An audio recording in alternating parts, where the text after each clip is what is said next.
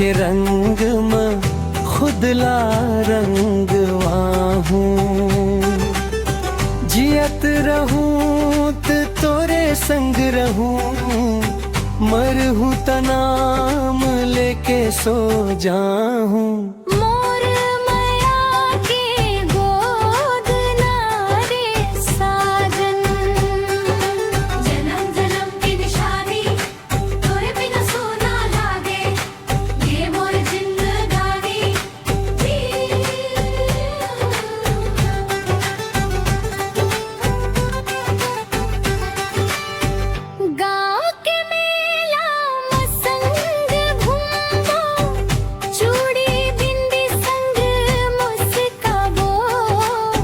चंदा जैसन चमके माया, तोरे हाथ लाथा में रही वो।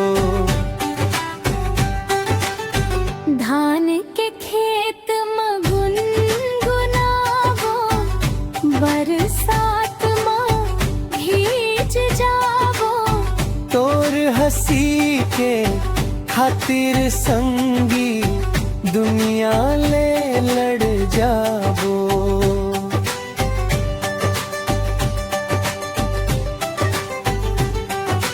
जतका दुख सुख आहे जिंदगी में, दोनों मिलके सहलन करबो। मोर साजन मोर अभिमान, तोर संग सपना सजाबो। तोर माया मोर ताकत है, तोर संग मोर जन्नत है। गोदना बन के दिल में बस गए, अब कबर के घबराहट है। मोर माया के